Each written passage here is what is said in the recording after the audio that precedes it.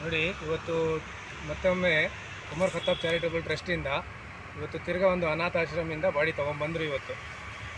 ಇವತ್ತು ನಿಮಗೆ ನೋಡಿ, ಇದು ತಿರ್ಗಾ ಪದೇ ಪದೇ ನಾವು ಹೇಳ್ತೀವಿ, ಈ ವಿಡಿಯೋ ಮಾಡೋ ಉದ್ದೇಶ ಏನಂದರೆ, ಇಲ್ಲಿ ಯಾವುದೇ ಥರ ಭೇದ ಭಾವ ನಮ್ಮಲ್ಲಿಲ್ಲ. ನಮ್ಮ ಉಮರ್ ಖತ್ತಾಬ್ ಚಾರಿಟಬಲ್ ಟ್ರಸ್ಟಲ್ಲಿ ಉಮರ್ ಅವರು ಇದ್ದಾರೆ ನೋಡಿ, ಇವ್ರ ಕಡೆ ಯಾವುದೇ ಥರ ಭೇದ ಭಾವ ಇಲ್ಲ.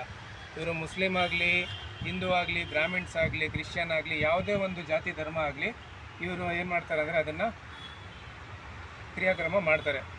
ಅವ್ರದ್ದು ಲಾಸ್ಟ್ ಜರ್ನಿ ಏನಿದೆಯೋ ಅದನ್ನೆಲ್ಲ ಇವರು ಮುಗಿಸ್ತಾರೆ. ಯಾವುದೇ ಥರ ಇವರು ಒಂದು ರೂಪಾಯಿನೂ ಯಾರ ಹತ್ರನೂ ತೊಗೊಳ್ಳಲ್ಲ. ಇವರು ತಾನು ದುಡ್ಡಾಗಿ ಸ್ವಂತ ದುಡ್ಡಿಂದ ತನ್ನ ದುಡ್ಡಿಂದ ಇವ್ರು ಮಾಡೋದು.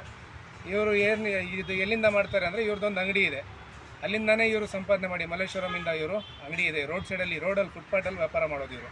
ಇವರು ತಮ್ಮ ಇದ್ದಾರೆ, ಅವರೆಲ್ಲ ಫುಟ್ಪಾಟಲ್ಲಿ ವ್ಯಾಪಾರ ಮಾಡೋದು.